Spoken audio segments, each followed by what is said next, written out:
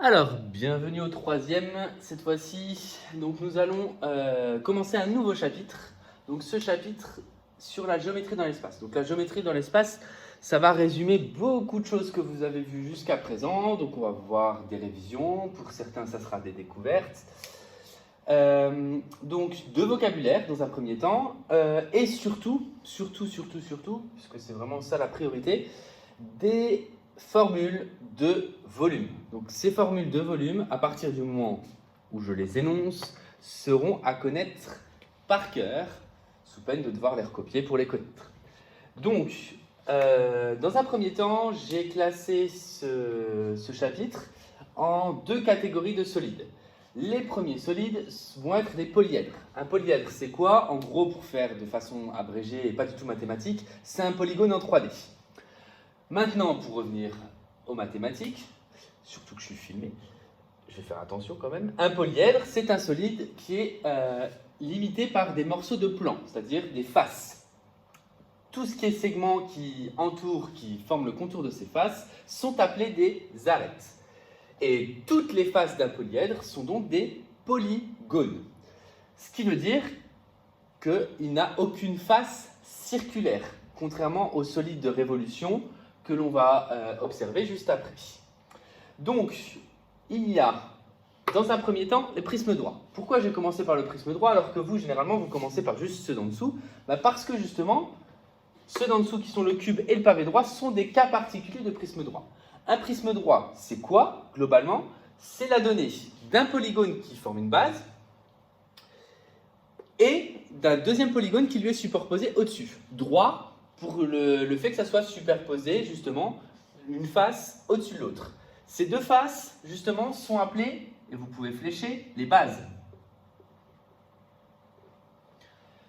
Ces bases sont donc entourées de faces latérales, toutes rectangulaires, d'où le caractère droit, et la distance qu'il y a entre ces deux bases s'appelle la hauteur. Donc, quand on va vouloir calculer le volume d'un prisme droit, ça va évidemment dépendre de la forme de la base. Pourquoi? Parce que si on fait ça de façon simplifiée, globalement, le volume, c'est l'espace que prend un solide. L'espace qu'occupe un solide, ça va donc être pour ce solide-là, la base, donc ça va correspondre à une surface, qu'on va empiler de façon identique un certain nombre de fois tout au long d'une hauteur. Donc, ça va être, première formule à connaître, le volume d'un prisme droit, c'est la surface occupée par la base, c'est-à-dire l'aire de la base.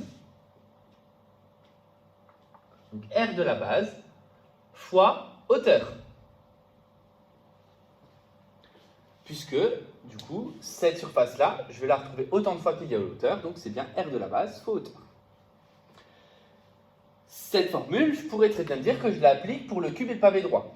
Pourquoi ce sont des cas particuliers? Donc là, je représente un cube, côté petit c, un pavé droit de 3 dimensions, longueur, largeur, hauteur.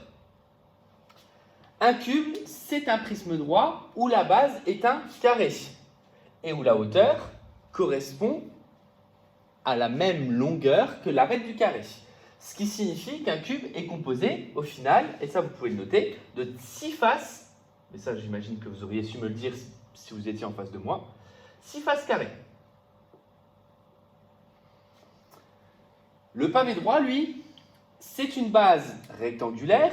Or là, on avait dit que dans le prisme droit, la base pouvait prendre n'importe quelle forme de polygone et que les faces latérales étaient déjà rectangulaires. Donc du coup, au final, c'est 6 faces rectangulaires, le pavé droit.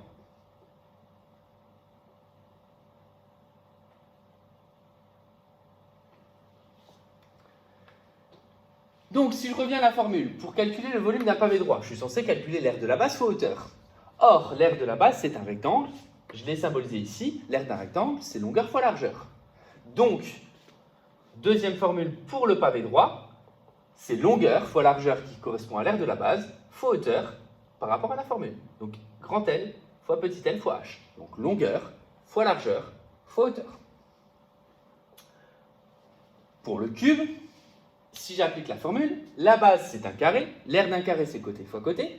Or, je vous ai dit que toutes les faces étaient carrées, donc ça veut dire que la hauteur correspond aussi au côté d'un carré. Donc, cela revient à dire côté fois côté, mais multiplié par la hauteur qui correspond encore au côté. Donc, côté fois côté fois côté, ce qui correspond à côté au cube. Donc, C fois C fois C, donc côté au cube. Voilà, du coup, pour le prisme droit, pavé et cube. 3 premières formules à connaître par cœur. Vous voyez qu'il y a juste à côté des exemples, je reviendrai juste après dessus, qu'il faudra faire. Donc ces exemples, pareil, je vous laisserai, donc je finis les pyramides, ensuite je vous laisserai le temps de les chercher, les appliquer pour pouvoir du coup calculer les volumes des exemples qu'il y a ici. Ensuite, une pyramide. Donc normalement la pyramide c'est un solide qui est plus étudié en 4e. Une pyramide c'est quoi? J'en ai une justement ici. Cette fois-ci, c'est une base en forme de polygone, on y revient au polyèdre, avec non pas un deuxième polygone qui est superposable, mais uniquement un sommet. Justement, ce sommet S, ça s'appelle le sommet, ou alors sommet principal. Le sommet étant relié à chaque arête, à chaque sommet du polygone de la base, justement, on retrouve les arêtes qu'il y a ici, et chaque face, ce sont donc des faces latérales triangulaires. Donc ça, c'est face latérale, triangulaire. Et évidemment, la base. La base peut prendre la forme de n'importe quel polygone. Attention tout de même, si la base est un triangle, ça va avoir un nom particulier. Ça va vouloir dire, et justement on en a parlé en proba, ça va s'appeler un tétraèdre. Pourquoi tétra? Parce que 4 faces, tétra pour 4. Et donc, du coup, on a vu le cas du tétraèdre lors du D, dans cette D, quand on a parlé de proba. Si, en plus, cette face est régulière, c'est-à-dire, on pourrait imaginer, donc on va voir ce que signifie être régulier, on pourrait imaginer que le tétraèdre soit régulier à condition qu'il n'est composé que de triangles équilatéraux. Donc, on verra cette notion de régularité par la suite.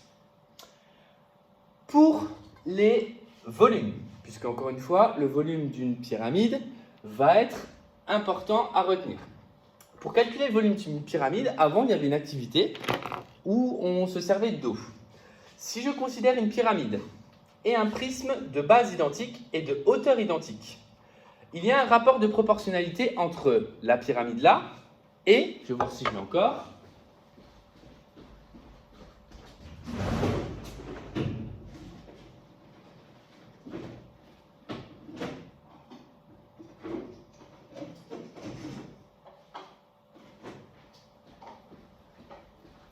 eh oui, vous voyez que c'est du direct. Donc, la pyramide là et le prisme là. Prisme et pyramide qui ont exactement la même base et la même hauteur. Donc, pour la hauteur, c'est généralement ce que je faisais quand j'étais en classe, c'est je pose les deux sur le sol, je pose un livre dessus et je vois que ça a plat. Donc, la hauteur, d'ailleurs que je n'ai pas défini ici, la hauteur, c'est ce qui correspond à SO qu'on va rajouter.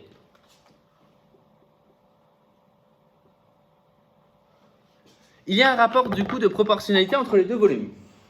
Si je prends de l'eau, évidemment ça c'est plus petit, la pyramide est plus petite que le prisme. Si je prends de l'eau que je remplis, je peux remplir 3 fois exactement la pyramide pour remplir le prisme de même base et de même hauteur.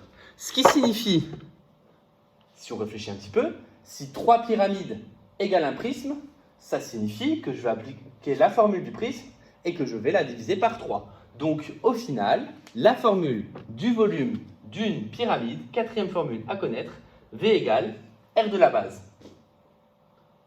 fois hauteur, le tout divisé par 3. Et encore une fois, cela dépend de la forme de la base, comme pour le prisme. Alors, maintenant, si on s'attaque aux exemples. Donc là, je vous laisse du temps pour le faire. Comment avoir du temps? Vous cliquez sur pause si vous ne l'avez pas encore fait. Je vous demandais de calculer en litres, parce que là, on va aussi rappeler un tableau de conversion. Donc, le tableau de conversion est juste en dessous. On l'utilisera après. Donc, avant de le convertir en litres, on va déjà calculer le volume d'un pavé de longueur 20 cm, largeur 8 cm et hauteur 5 cm. Donc, volume égal, j'attends de vous que vous marquiez la formule que vous utilisez à chaque fois. C'est mon seul moyen de vérifier si vous connaissez vos formules. Alors, au brevet, il se peut qu'elles soient rappelées, Mais la façon dont elles peuvent être rappelées peuvent induire en erreur, suivant notamment certaines formules, et c'était le cas l'an passé pour une formule. Donc, les volumes, je vous incite fortement, je vous oblige même à les connaître par cœur. Donc, le volume d'un pavé, c'est longueur fois largeur fois hauteur. La longueur fait 20, la largeur fait 8 fois 5, la hauteur. Donc, ça nous donne du 800 unités centimètres cubes. Les centimètres cubes, pour les convertir en litres, il faut savoir à quoi correspond un litre. On verra, je vous le rappelle déjà, mais un litre, ça sera un décimètre cube.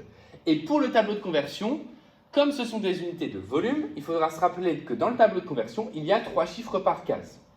Donc, je vous donne déjà la réponse ici et on la mettra dans le tableau par la suite. Cela revient à 0,8 litres. Parce qu'un litre, c'est un décimètre cube, ce qui revient à faire 0,8 décimètres cubes. Donc, si on prend un pavé de 20 cm de large, de longueur, 8 cm de large et 5 cm de haut, on peut y mettre 0,8 litres. Maintenant, si on calcule le volume d'un tétraèdre de hauteur, donc tétraèdre, je vous ai dit, la base est un triangle.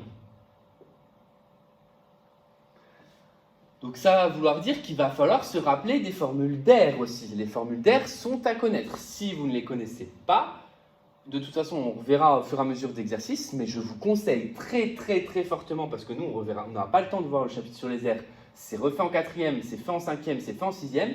Donc, les formules d'air, vous tapez sur Internet celles qui vous manquent, mais en gros, il faut connaître l'air d'un triangle, l'air d'un carré, l'air d'un rectangle et l'air d'un cercle. Voir ensuite R parallélogramme, voir l'air d'un parallélogramme. Donc, la base, c'est un triangle. Rectangle, dont les côtés forment de l'angle droit sont 5 cm et 4 cm. C'est-à-dire que la base, hop, je la dessine à main levée, il y a 5 cm, 4 cm. Évidemment, avec Pythagore, je pourrais calculer l'hypoténuse, mais ça ne me servirait à rien ici. La hauteur fait 8. Donc la hauteur, ici, hop, elle ferait 8.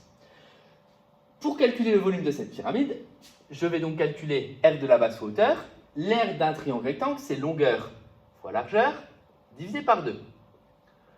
Le tout multiplié par la hauteur de la pyramide, et donc il ne faudra pas confondre hauteur d'un triangle et hauteur d'une pyramide, le tout divisé par 3. Alors je vais le mettre en fraction, au cas où si la division ne tombe pas juste. La longueur et la largeur, c'est 5 fois 4, la hauteur c'est 8, donc ça fait 5 fois 4 divisé par 2, le tout fois 8, divisé par 3. Ce qui donne, au total, 5 fois 4, 20, divisé par 2, 10, fois 8, 80. La valeur exacte, c'est 80 tiers centimètres cubes. Et là, on ne me demande même pas spécialement d'arrondir. Maintenant, 80 tiers, je ne le calcule, enfin je sais que ça ne tombe pas juste, mais si je calcule la division, ça me donne environ 26,7 cm3. Voilà pour ces exemples.